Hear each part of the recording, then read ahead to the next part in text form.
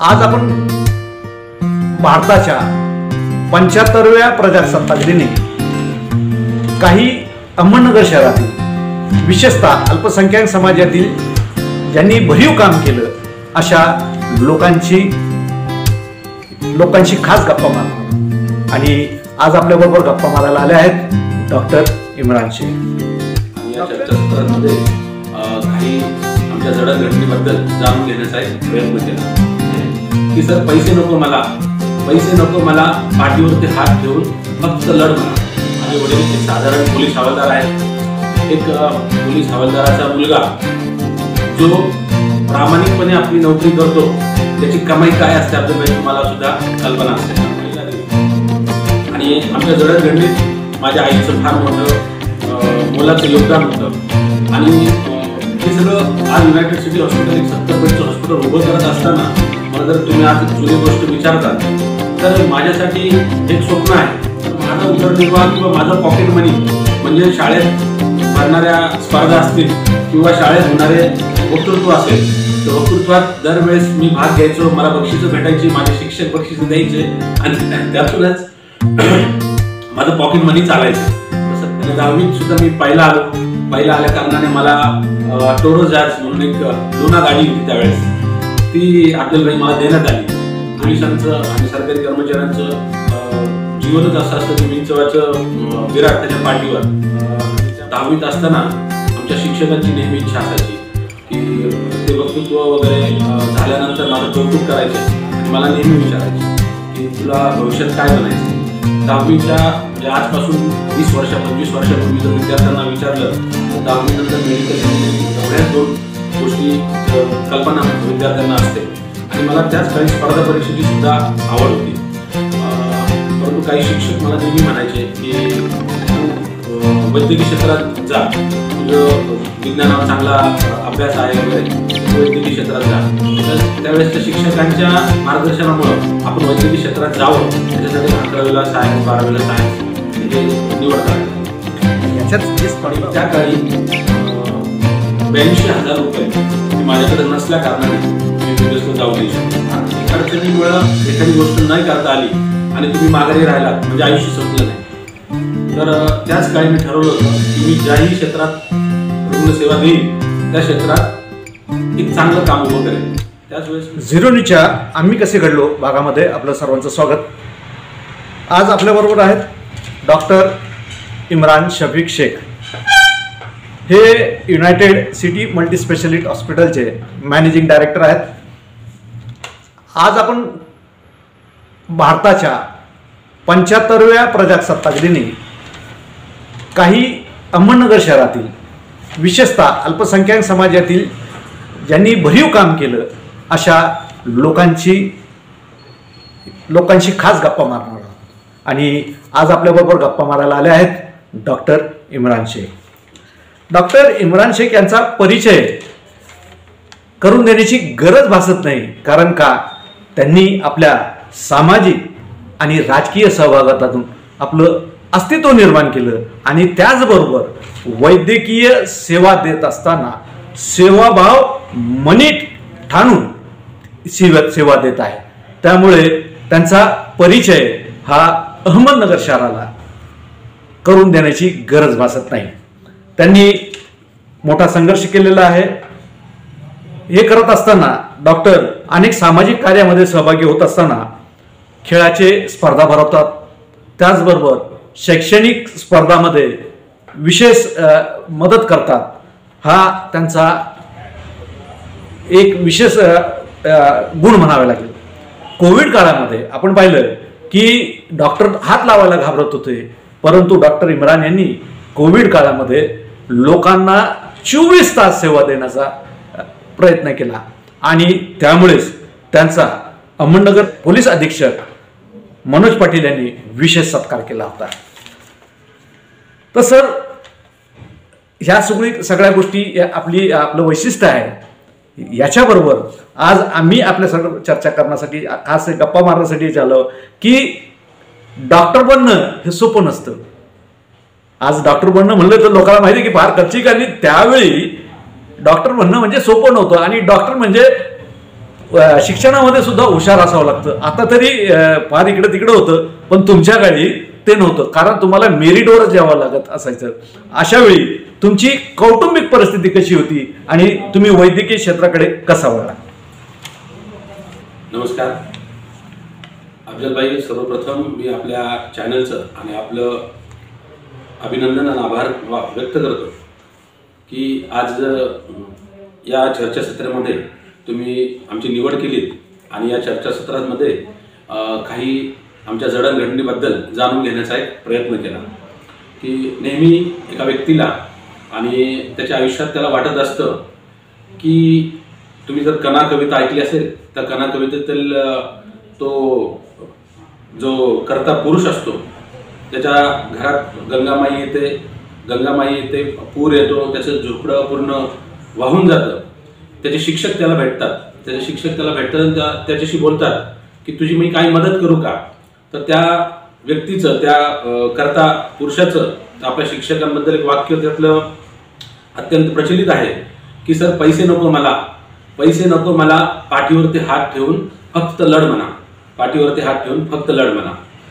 तर आयुष्यात बऱ्याचशा अशा गोष्टी येतात अफजल सर की त्यावेळेस माणसाला बाकी काही मदतीची गरज नसते, परंतु तुम्ही पाठीवरती एक शाबाशीची थाप असावी किंवा पाठीवरती तुमचा एक हात असा, आशीर्वादाचा हात असावा. अशी एका व्यक्तीची आपल्या समाजाकडून आपण ज्यांचं देणं लागतो, आपण आपले रुग्ण असतील, आपले समाज घटक असतील, याच्याकडून एक ॲप्रिशिएशन मिळावं आणि त्याच्यासाठी एखादी चर्चा व्हावी, अशी एक तुम्ही आज एक पर्वणी आमच्यासाठी दिली, त्याबद्दल मनापासून आभार. तुम्ही प्रश्न विचारलात की कौटुंबिक स्थिती. यस, तुम्ही प्रश्न विचारलात की वैद्यकीय क्षेत्रात जर तुम्हाला कर्तृत्व करायचं असेल आणि जर तुम्हाला शिक्षण घ्यायचं असेल तर अत्यंत कष्ट करावे लागतात. त्याचबरोबर आर्थिक तुमची क्षमताही लागते आणि सर्वच गोष्टी जुळून याव्या लागतात. तर माझं शिक्षण कर्जत, त्याचप्रमाणे शेवगाव आणि त्याचप्रमाणे अहमदनगर शहर या ठिकाणी झालं. आणि ग्रामीण भागात शिक्षण झाल्यामुळे एक ग्रामीण भागातली जडणघडण कशी असते याची आणि गरिबीची जाण आम्हाला होती. माझे वडील एक साधारण पोलीस हवालदार आहेत. एक पोलीस हवालदाराचा मुलगा जो प्रामाणिकपणे आपली नोकरी करतो त्याची कमाई काय असते अफजलभाई तुम्हाला सुद्धा कल्पना असेल. तर अशा हलाखीच्या परिस्थितीतून आणि मी आज तुम्हाला एक मुद्दाम माझ्या कुटुंबाबद्दल काही गोष्टी सांगू इच्छितो की पोलीस खात्यात जुन्या काळी फार ॲडिक्शन असलेले लोक होते. अत्यंत हलाखीची परिस्थिती त्या काळी असायच्या. 3 बहिणी असतील, त्यांचं लग्न करणं, त्यानंतर आमचं शिक्षण करणं, त्यांचं शिक्षण मुलींचं करणं, या सगळ्याचं श्रेय मी माझ्या आईला देईन. आणि आमच्या जडणघडणीत माझ्या आईचं फार मोठं मोलाचं योगदान होतं. आणि हे सगळं आज युनायटेड सिटी हॉस्पिटल एक 70 बेडचं हॉस्पिटल उभं करत असताना मला जर तुम्ही आज जुनी गोष्ट विचारतात तर माझ्यासाठी एक स्वप्न आहे की माझ्यासारख्या सामान्य कुटुंबातून हलाखीच्या परिस्थितीतून येऊन एक व्यक्ती आपण समाजाचं देणं लागतो या भावनेनं काहीतरी उभं करतं, हे दुसऱ्यांसाठी मोठं नसेल परंतु माझ्यासाठी एक दिव्य स्वप्नच आहे. अशा हलाखीच्या परिस्थितीतून मी शिक्षण घेतले. आपल्याकडे शिक्षण हे फार महाग होतं. आपण जर बघितलं याच्यासाठी काय काय केलं तुम्ही? ॲक्च्युली ज्यावेळेस एज्युकेशनल लाईफ चालू होतं त्यावेळेस माझं 7वी ते 10वीचं शिक्षण यशवंत गाडे विद्यालय अशा एका छोट्याशा शाळेत झालं. आणि आमची शाळा ही एक साधारण पत्र्याची शाळा होती, परंतु आमचे शिक्षक फार अत्यंत हुशार आणि डिवोटेड शिक्षक होते. आणि त्यांचं नेहमी म्हणणं असायचं की आमची 10वीची पहिली बॅच आहे, कैलासवासी यशवंत गाडे त्यांनी ही जी शाळा बसवली आणि प्राध्यापक शशिकांत गाडेजी आणि संजू काका गाडे यांनी त्याला नावारूपास आणलं. त्यावेळेस 10वीची पहिली बॅच आमची होती. आणि मला सांगण्यात आलं होतं की जो 10वीला पहिला येईल त्या व्यक्तीला आम्ही त्यांचं स्वतःचं एक शोरूम आहे गाड्यांचं, दुचाकींचं, तर त्यांनी ठरवलं जो व्यक्ती पहिला येईल त्याला एक दुचाकी माझ्याकडून बक्षीस ठेवण्यात येईल. आणि त्यावेळेस 70वे अखिल भारतीय साहित्य संमेलन झालं होतं. तर माझा उदरनिर्वाह किंवा माझं पॉकेट मनी म्हणजे शाळेत भरणाऱ्या स्पर्धा असतील किंवा शाळेत होणारे वक्तृत्व असेल तर वक्तृत्वात दरवेळेस मी भाग घ्यायचो, मला बक्षिसं भेटायची, माझे शिक्षक बक्षिसं द्यायचे आणि त्यातूनच माझं पॉकेट मनी चालायचं. तर 70व्या अखिल भारतीय साहित्य संमेलनात त्यावेळेस मला पु ल देशपांडे पुरस्कार भेटला होता. तो पुरस्कार गुलजार आणि नाना पाटेकर यांच्या हस्ते भेटला होता आणि जिल्ह्यात माझी शाळा त्यावेळेस नावारूपाला आलती आणि 10वीत सुद्धा मी पहिला आलो. पहिला आल्या कारणाने मला टोरोजाज म्हणून एक लुना गाडी होती त्यावेळेस, ती अफजलभाई मला देण्यात आली. आणि शिक्षण घेत असताना भरपूर शिक्षक असतील, बाकीचे मित्र असतील, त्यांच्या परिवारांनी भरपूर मदत केली, त्यामुळं इथपर्यंत मी आलो. सर, एक उपप्रश्न माझा आहे की सरकारी नोकरी करणारा माणूस, आपले वडील सरकारी नोकरी करत होते, पोलीस होते आणि पोलिसांच्या वारंवार बदल्या होत होत्या. अशा वेळी प्राथमिक शिक्षण घेताना जी ससे हुलपट होते ती ती ती त्याचा विषय प्रकाश टाकावा. होते ना. ऍक्च्युली कर्जतला महात्मा गांधी विद्यालय म्हणून एक रयत शिक्षण संस्थेचं अतिशय छान सुंदर अशी शाळा आहे. माझं शिक्षण 1ली ते 5वी 6वी पर्यंत तिथं शिक्षण झालं आणि त्यानंतर ती शाळा बदलणं आणि अत्यंत चांगली शाळा, त्याचबरोबर दादा पाटील महाविद्यालय रयतचं एक नावाजलेलं शाळा आणि सगळ्या शैक्षणिक संकुल आहे ते सोडू वाटत नव्हतं. मित्र जमा झाले ते सगळे, परंतु पोलिसांचं आणि सरकारी कर्मचाऱ्यांचं जीवनच असं असतं की विंचवाचं विराट त्याच्या पाठीवर, आणि त्यामुळं मग इथं नगरला येणं झालं. आणि आमचे आजोबा पोलीस असल्या कारणाने हेडक्वार्टरमध्ये आम्ही बालपणापासून तिथं राहिलेलो होतो, त्यामुळे नगरचा वारसा तर होताच, त्यामुळे नगरला परत इथं येणं झालं. थोडीशी तारांबळ होते, परंतु तेवढं ऍडजस्टेबल करावं लागतं. मित्र बदलतात, शिक्षक बदलतात, वातावरण बदलतं, सगळं बदलतं. नाही, याच्या वेळी शिक्षणावर कॉन्सन्ट्रेट करणं हे अवघड होऊन बसतं. थोडा त्रास होतो या सगळ्या गोष्टींचा. मला आज पण वाटतं की जर मी महात्मा गांधी विद्यालयात आणखी शिक्षण घेतलं असतं तर माझे सहकारी अत्यंत उच्च शिक्षित त्या ठिकाणी पण आहेत आणि बऱ्याचशा म्हणजे माझी बॅच मी आज जाणतो 80% बॅच फॉरेनमध्ये आहे. तर इतकं शिक्षण तिथं सुंदर होतं. तर मला आज पण वाटतं की मी कर्जतला असायला हवं होतं, तर आणखी ज्ञानात भर पडली असते, आणखी चांगले शिक्षण घेता आलं असतं. आता तुम्ही 10वीला तर लुना मिळवली आणि स्पर्धेत बक्षीस मिळवलं, पण वैद्यकीय क्षेत्राकडे येण्याचा कधी निर्धार केला? 10वीत असताना आमच्या शिक्षकांची नेहमी इच्छा असायची की ते वक्तृत्व वगैरे झाल्यानंतर माझं कौतुक करायचे आणि मला नेहमी विचारायचे की तुला भविष्यात काय बनायचं आहे. 10वीच्या म्हणजे आजपासून 20 वर्ष 25 वर्षापूर्वी जर विद्यार्थ्यांना विचारलं तर 10वी नंतर मेडिकल इंजिनिअरिंग एवढ्याच 2 गोष्टी कल्पना विद्यार्थ्यांना असते आणि मला त्याच काळी स्पर्धा परीक्षेची सुद्धा आवड होती. परंतु काही शिक्षक मला नेहमी म्हणायचे की तू वैद्यकीय क्षेत्रात जा, तुझं विज्ञानावर चांगला अभ्यास आहे वगैरे, तर तू वैद्यकीय क्षेत्रात जा. तर त्यावेळेसच्या शिक्षकांच्या मार्गदर्शनामुळं आपण वैद्यकीय क्षेत्रात जावं याच्यासाठी 11वीला सायन्स 12वीला सायन्स हे निवड करण्यात आली. ह्याच्यात जी स्पर्धा होती ही स्पर्धा कशी कोणत्या लिहिल्या पिल्ली? सर, त्या काळात फार त्रास झाला की मार्गदर्शन म्हणजे छोट्याशा शाळेतून तुम्ही ज्यावेळेस पास आउट होता 10वी नंतर आणि 11वीला 12वीला तुम्ही नगर कॉलेज सारख्या ठिकाणी जाता आणि त्यानंतर स्पोर्ट्स असतील सगळ्या क्षेत्रात भाग घेता, परंतु जग मोठं असतं आणि अल्पसंख्याक समाजातील मुलांना वडील 6वी 7वी झालेले पोलीस असल्या कारणाने आमच्या शिक्षणाकडे त्यांचं लक्ष नाही. आई 6वी पास असलेली, तिला जेवढं कळतं ती मार्गदर्शन तेवढं करायची, तेवढा सपोर्ट करायची. जे काय करायचंय ते स्वतःच्या बलबुत्यावर करायचं, जे काही घडवायचं आहे आपल्याला स्वतः सगळं उभं राहायचं आहे. म्हणजे 12वी नंतर मुंबईला ज्यावेळेस ॲडमिशनसाठी एंट्रन्स एक्झाम द्यावी लागली आणि एंट्रन्सचा रिझल्ट आला तर मुंबईला जायचं होतं. माझी आई वडील आणि मी आयुष्यात पहिल्यांदा आम्ही मुंबईला गेलो आणि मुंबईला जात असताना किती अडचणी होत्या. म्हणजे कल्याण रोडने जाताना तिथे पावसाळ्याचे दिवस 8-8 तास बसेस रस्त्यात थांबणे वगैरे आणि मुंबईला काही माहीत नसणे, प्लॅटफॉर्म तिकीट काय असतं, या छोट्या छोट्या गोष्टींना सुद्धा स्ट्रगल करावं लागलं. सगळ्या ग्रामीण भागाकडनं शहरीकडे जात असताना हे प्रश्न निर्माण होतो. 100% होता. तर सर, प्रश्न असा आहे की आपण आपल्या वेळी जो स्ट्रगल होता आणि आताच्या काळामध्ये लोकांना ते बरेच मार्गदर्शन भेटायला लागलेलं आहे, तरी समाजात अल्पसंख्याक समाजातील मुलं हे शिक्षणापासून दूर, याच्यासाठी आपण काय संदेश द्याल? सर, 100% तुमचा प्रश्न खरा आहे की ही आपबीती मी तुम्हाला सांगतोय. मला एंट्रन्सला आमच्या काळी निगेटिव्ह मार्किंग असायचं. पहिली एंट्रन्स ज्यावेळेस एंट्रन्स सुरू झाली मेडिकलसाठी त्या बॅचचा मी विद्यार्थी. त्या काळी पहिल्या वेळेसच मायनस निगेटिव्ह मार्किंग असायची उत्तरांना. मला 119 मार्क्स त्यावेळेस पडले होते. ट्युशन्स क्लासेस वगैरे काही नाही, फक्त आणि फक्त बेसिक स्टडीवर 11वी 12वी सायन्सचा जो अभ्यास केला त्याच्या जीवावर हे दिलं. आणि त्या काळी 82,000 रुपये हे माझ्याकडे नसल्या कारणाने मी MBBSला जाऊ नाही शकलो.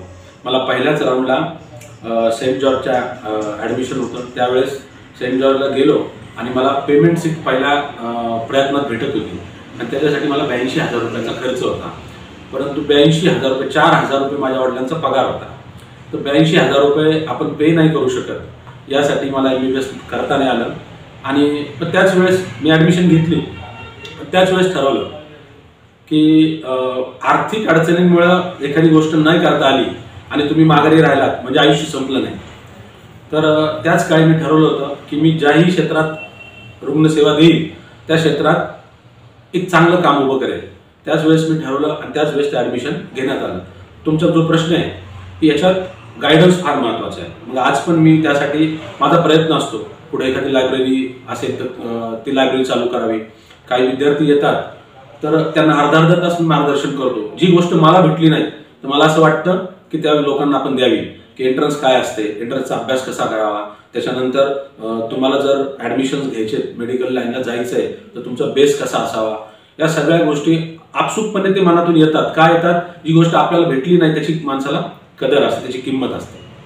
तर मार्गदर्शन तर अत्यंत महत्त्वाचं आहे. तर सर पुढचा प्रश्न माझा आहे की आधुनिक काळामध्ये वैद्यकीय क्षेत्रामध्ये फार मोठी कॉम्पिटिशन झालेली आहे आणि या कॉम्पिटिशनमध्ये आल्यानंतर फार मोठी कॉम्पिटिशन निर्माण झालेली आहे. आणि अशा वेळी आपण हे युनायटेड हॉस्पिटल जे आहे हे उभारलं, याच्या मागचं कारण काय? सर मी जसं सांगितलं की एका हालाकीच्या परिस्थितीतून येऊन तुम्ही वैद्यकीय क्षेत्रात ॲडमिशन घेता. काही स्वप्न तुमच्या सराउंडिंग किंवा तुम्हाला न भेटलेल्या गोष्टींमुळे किंवा तुम्ही कुठं कमी पडला तर यामुळे किंवा परिस्थिती तशी तयार झाली नाही, तुमची आर्थिक सामाजिक सगळी परिस्थिती, तर तुमची कुठं उणीव तयार झाली आणि तुम्ही तुमच्या गोलला अचीव्ह करू शकला नाही, तर एक फेल्युअर किंवा एक संधी हुकली म्हणजे तुमच्या आयुष्यात सगळं काही संपलं असं नसतं. तर जनरल प्रॅक्टिशनर म्हणून ज्यावेळेस मी पास आऊट झालो तर वक्तृत्व असेल, त्यानंतर खेळ असेल, खेळ संघ भावना आपल्याला शिकवतं की एखादी गोष्ट तुम्हाला करायची तर ती मोठी करण्यासाठी तुमची एक संघटना चांगली हवी, तुमचं ऑर्गनायझेशन चांगलं हवं, तुम्हाला माणसं जमा करावं लागतील आणि त्याच्यातून काहीतरी मोठं कार्य उभा करावं लागेल. तर ज्या वेळेस पास आऊट झाल्यानंतर त्याच वेळेस ठरवलं होतं एक स्वतःचं हॉस्पिटल उभा करूया. परंतु एक जनरल प्रॅक्टिशनरने स्वतःचं हॉस्पिटल उभं करणं हे प्रवाहाच्या विरोधातलं काम होतं. म्हणजे त्या काळी ट्रेंड असा होता, आजही नगरमध्ये ट्रेंड आहे की वैद्यकीय क्षेत्रात काम हे फक्त MBBS आणि MBBS प्लस किंवा कुणी MD कुणी MS हाच व्यक्ती स्वतःचं एक हॉस्पिटल उभं करतो. म्हणजे त्या काळी एक व्यक्ती केंद्रित प्रॅक्टिस असायची. म्हणजे एक कन्सल्टंट असेल किंवा एक व्यक्ती असेल, तो स्वतः येऊन हॉस्पिटल उभारतो आणि सगळ्या फॅकल्टी आपल्याकडं बोलवतो आणि मोठं कार्य उभं करतो.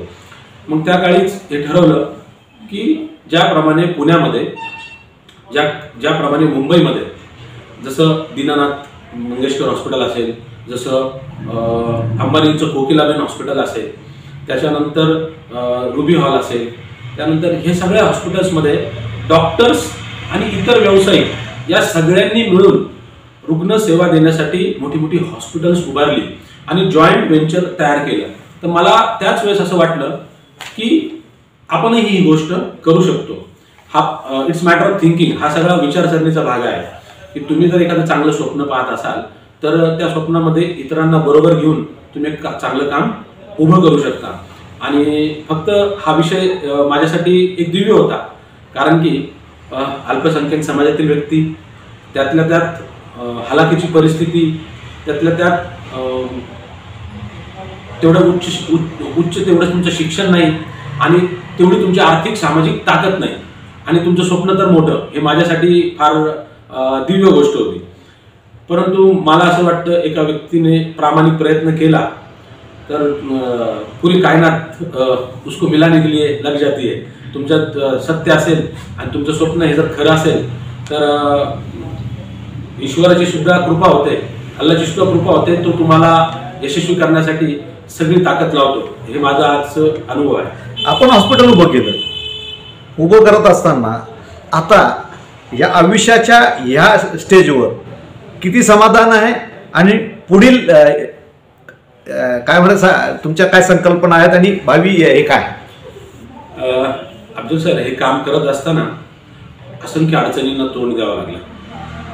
सुरुवातीला मी 2016 साली एक 30 बेडचं आधी गायनॅक हॉस्पिटल सुरू केलं. या कामामध्ये माझी पत्नी डॉक्टर शबनम यांची पण फार मोलाची साथ मला लाभली. आणि सुरुवातीला म्हणजे असं म्हणलं जातं की काय यशस्वी पुरुषाच्या मागे स्त्री जात असतो. 100% माझ्या जडणघडणीमध्ये एक नाही 2 स्त्रियांचा हात आहे. एक माझी आई आणि दुसरी माझी पत्नी. या लोकांनी भरपूर मदत केली आणि मी जे स्वप्न पाहिलं तर माझ्यावर विश्वास ठेवणारा पूर्ण जगात जर माझ्यावर पहिला विश्वास कोणी टाकला असेल तो माझ्या आईनी, दुसरा विश्वास कोणी टाकला असेल तर माझ्या पत्नीने. ज्यावेळेस 30 बेडचं हॉस्पिटल आपण सुरू केलं आणि स्त्रीरोग विभागाचं ते हॉस्पिटल होतं, या सगळ्या गोष्टीमध्ये माझ्याबरोबर असलेले माझे कन्सल्टंट म्हणजे माझे गायनेकोलॉजिस्ट असतील, माझे MD मेडिसिन असतील, या लोकांचं सुद्धा मला भरपूर सहकार्य लाभलं आणि त्या लोकांनी सुद्धा मला फार चांगली मदत केली. आणि त्या गोष्टीमुळेच आपण 5 वर्ष गायनॅक हॉस्पिटल यशस्वीरित्या रन करू शकलो. आणि हे रन करत असताना ज्या अडचणी समोर येत गेल्या त्यातून म्हटलं जातं ना अफजल सर की दिक्कत जितनी बडी होगी अवसर उतना बडा होगा. म्हणजे अडचण जेवढी मोठी असेल ना तर संधी पण तेवढी मोठी असते. अशा मोठ्या मोठ्या अडचणींना तोंड देत मोठ्या मोठ्या संधी आपण ग्रॅब करत आलो. आणि 30 बेडचं हॉस्पिटल यशस्वी केल्यानंतर मग कॉन्फिडन्स वाढला की आपणही 70 बेडचं एक हॉस्पिटल टाकू शकतो. आणि त्यानंतर एक मल्टीस्पेशालिटी हॉस्पिटल टाकलं. या ठिकाणी 20 बेड ICU केला, 3 मॉड्युलर OT ऑपरेशन थिएटर केलं आणि भरपूर लोकांनी याच्यामध्ये साथ दिली. आणि या लोकांनी ज्या साथ दिली त्याच्या जीवावर इथपर्यंत मजल मारत आहे. प्रश्न असा आहे सर की आपण राजकारणामध्ये सुद्धा सहभागी झाला आणि राजकीय एक पिंड आपल्याला स्वस्त बसत नाही. आणि आजकालात राजकारणामध्ये जे झालेलं एक विष पेरलं जातं आणि विषमतेचं एक राजकारण सध्याच्या याच्यात आपण प्रजासत्ताक दिन 75वा साजरा करत असताना एक डॉक्टर म्हणून मी एक माझा अनुभव सांगतो की 2 डॉक्टर बसले होते आणि चर्चा करत होते. चर्चा करत असताना त्यांनी सांगितलं की आम्ही जे आहे ना TV लागताच TV बंद करतो, बातम्या लागताच बातम्या बंद करतो. तर तिसरा माणूस तिथं उपस्थित होता. त्याने म्हणलं बाबा का बंद करता तुम्ही? म्हणे आम्ही पेशाने डॉक्टर आहे आणि त्याच्यावर तेवढं विष दाखवलं जातं ते आमच्या मनात जर आलं त्याचा जर आमच्यावर परिणाम झालं तर आमच्या पेशा बदनाम होईल. कारण आमच्या मनावर आमच्याकडे येणारा जो पेशंट असतो तो कोणत्या जातीचा असतो ते आम्हालाही माहीत नसतं, पण आमचं काम असतं त्याला सेवा देणं. अशा परिस्थितीत राजकारणाच्यामध्ये आपला सहभाग आहे. आणि दुसरं या परिस्थिती येत असताना आपण 75व्या प्रजासत्ताक दिन साजरा करत असताना काय संदेश द्याल?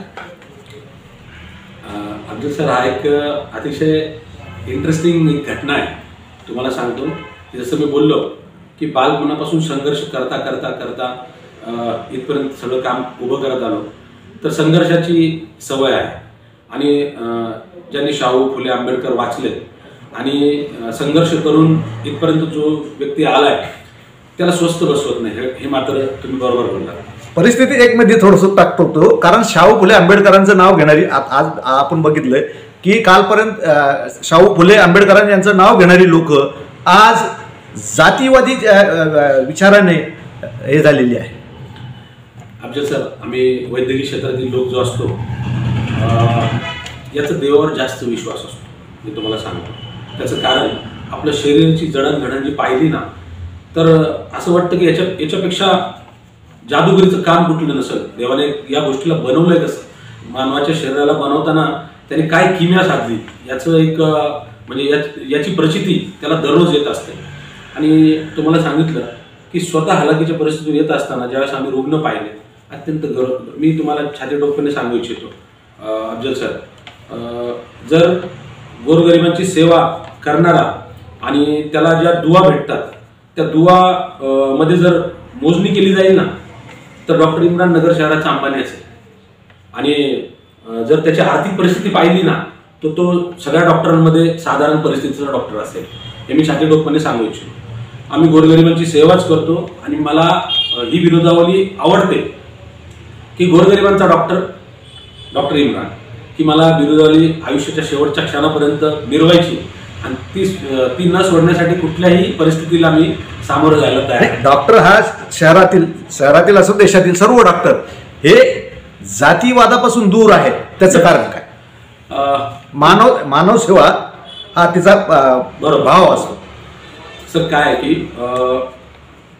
सुख, दुःख, वेदना आणि दररोज येणाऱ्या असंख्य अडचणी आणि माणसाच्या जीवनात त्याला भासणाऱ्या अडचणी जाणणारा जर कोणी व्यक्ती असेल ना, तो डॉक्टर असतो. वैद्यकीय क्षेत्रातील व्यक्तीचं डायरेक्टली कॉन्टॅक्ट पब्लिक बरोबर येतो. त्याला त्यांची सुख दुःख कळतात आणि त्यांची परिस्थिती कळते. त्यामुळं ते मानवतावादी असतात. माझं स्पष्ट मत आहे, प्रत्येक डॉक्टर नगर शहराचा असो, नगर जिल्ह्याचा असो की देशातला असो, प्रत्येक डॉक्टर हा त्याचा दृष्टिकोन मानवतावादीच असतो. त्याच्याकडे येणारा रुग्ण हा कुठल्या धर्माचा, कुठल्या पंथाचा, कुठल्या याचा तो कधीही विचार करत नाही. त्याच्यासाठी प्रत्येक येणार तो त्याने मानवतेची सेवा करण्यासाठी एक त्याचं व्यासपीठ उभं केलेलं असतं आणि त्याची विचारसरणी त्याच पद्धतीची असते. परंतु काय की हे सगळं करता तुम्ही विषय जो विचारला की राजकीय गोष्टीकडे तुम्ही का वळाला, तर एकदा मी एक चांगली रोचक घटना आहे ती तुम्हाला सांगू इच्छितो. गिरीश कुलकर्णी स्नेहालयाचं काम करतात. स्नेहालयाचं त्यांचं अत्यंत वाखाणण्याजोगं काम आहे नगर जिल्ह्यामध्ये, आपल्या महाराष्ट्रात, भारतात. तर एकदा चर्चा करत असताना, राजकीय चर्चा करत असताना त्यांनी सांगितलं की इम्रान सर, प्रत्येक समाजाचे प्रतिनिधित्व करणारे नगर शहरात, नगर जिल्ह्यात काही लोक आहेत. तर तुम्ही अभ्यास करा त्या गोष्टींचा की आपल्या समाजाला रिप्रेझेंट कोण करतात. तर अशीच एक अवांतर चर्चा चालू होती वगैरे वगैरे. तर त्यांनी इच्छा बोलून दाखवली की मला वाटतं की मुस्लिम समाजातून डॉक्टर्स, इंजिनियर्स, लॉयर्स म्हणजे शिक्षित चांगली लोक कधी पुढे येणार आहेत. तर मी त्यांना बोललो, याच्यापूर्वीही नगर शहरात असतील, नगर जिल्ह्यात असतील, भरपूर चांगल्या उच्च शिक्षित लोकांनी शहराचं प्रतिनिधित्व केलं आणि आपले राजकीय वाटचाल केली वगैरे. मी त्यांना या गोष्टी सांगितल्या. तर त्यांचं मत होतं की चांगल्या लोकांनी पुढे आलं पाहिजे. आणि जसं मी तुम्हाला बोललो, संघर्षाची सवय आहे. अरे ते मला म्हणले की तुम्ही तुमच्यासारखी लोक जोपर्यंत पुढे येणार नाहीत, तुम्ही इलेक्शन वगैरे या गोष्टींना राजकीयाच्यात जाणार नाहीत, तोपर्यंत तुमचं समाजाची जडणघडण बदलणार नाही. डॉक्टर साहेब, शेवटचा प्रश्न माझा आहे की आता आयुष्यात काय शिल्लक राहील? आताशी तर ही सुरुवात आहे. एक 70 बेडचं हॉस्पिटल आज अहमदनगर आणि नगर शहराच्या क्षेत्रात आपण उभं केलं आहे आणि इथे रुग्णसेवा देतो आहे. तर भविष्यात एक 100 बेडचं हॉस्पिटल, त्याबरोबर नर्सिंग कॉलेज आणि फार्मसी कॉलेज असावं आणि थोडंसं अकॅडमिकसुद्धा त्याच्यात ॲड करावं अशी एक स्वप्न आहे. आणि या स्वप्नामध्ये सर्व समाज घटक असतील आणि सर्व मित्रमंडळी असतील, सर्व आमचे सहकारी असतील, या सगळ्यांचे आशीर्वाद, यांची साथ लाभावी आणि या सर्वांनी पाठीशी उभं राहावं आणि पाठीवरती हात ठेवून लढ म्हणा अशी जी अपेक्षा आम्ही आजपर्यंत करत आलो, ती अपेक्षा आज पण त्यांच्याकडून सर्वांकडून आहे. आणि त्या सर्वांनी आमच्या पाठीशी आशीर्वादरूपी, शुभेच्छारूपी उभं राहावं एवढी एक माफक अपेक्षा आहे. आणि ज्यावेळेस आपल्या शहराचा, आपल्या जिल्ह्याचा आरोग्य इतिहास लिहिला जाईल, तर माझी धर्मपत्नी नेहमी मला म्हणते की आपण आपली क्लिनिक्स वगैरे चालून एक चांगलं छोटंसं आपलं आयुष्य जगलो असतो, तर एवढा संघर्ष करून एवढ्या सगळ्या गोष्टी कशासाठी? तर मी तिला नेहमी सांगत असतो की ज्यावेळेस माझे रुग्ण आणि त्यांना सेवा देत असताना त्यांच्याकडून जे कॉम्प्लिमेंट्स भेटतात, त्यांच्याकडून जे शुभेच्छा आशीर्वाद भेटतात, तर ते एक आयुष्याला किक देऊन जातात आणि हा सगळा संघर्ष तिथं संपून जातो ज्यावेळेस त्यांच्या चेहऱ्यावर एक आनंद दिसतो. त्याची मजा काही औरच असते.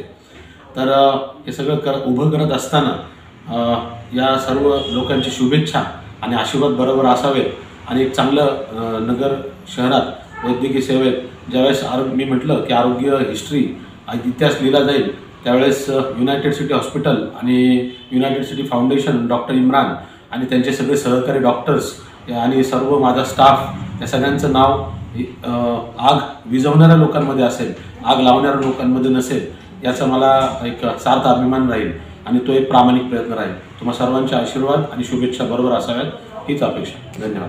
आपल्याबरोबर होते डॉक्टर इम्रान आणि डॉक्टर इम्रानचं आपण आयुष्य बघितलं की कशा पद्धतीने त्यांनी जगलेलं आहे. संघर्ष करत ह्या सगळ्या गोष्टी त्यांनी साध्य केलेल्या आहे. त्यांनी एक छोट्या जनरल प्रॅक्टिशनरपासून ते युनायटेड मल्टी स्पेशालिस्ट हॉस्पिटलपर्यंतची मजल ही नक्कीच वाकण्याजोगी आहे, लोकांसाठी आदर्श उभं करते. डॉक्टर इम्रान म्हणतात की मला वैद्यकीय क्षेत्रात आणखी भरपूर काम करायचं आहे, 100 बेडचं हॉस्पिटल उभारायचं आहे, त्याचबरोबर नर्सिंग कॉलेज काढायचे आहे, वैद्य आणि शिक्षणासाठी लोकांना मदत करायची आहे. ह्या पॉझिटिव्ह त्यांचे विचार आहेत.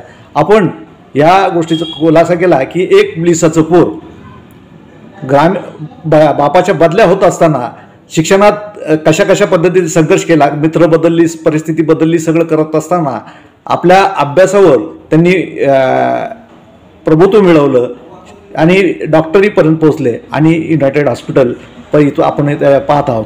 आणि डॉक्टरांचं एक फार चांगलं ते म्हणतात की समाजकारण हे बी गरजेचं आहे, त्याचबरोबर अल्पसंख्याक समाजाला राजकारणसुद्धा हे महत्त्वाचं आहे. याच्यामध्ये सुद्धा चांगल्या लोकांनी पुढं आलं पाहिजे. अल्पसंख्याक समाजातील समाजकारणींनी सुद्धा आपली ओळख लोकांना करून दिली पाहिजे.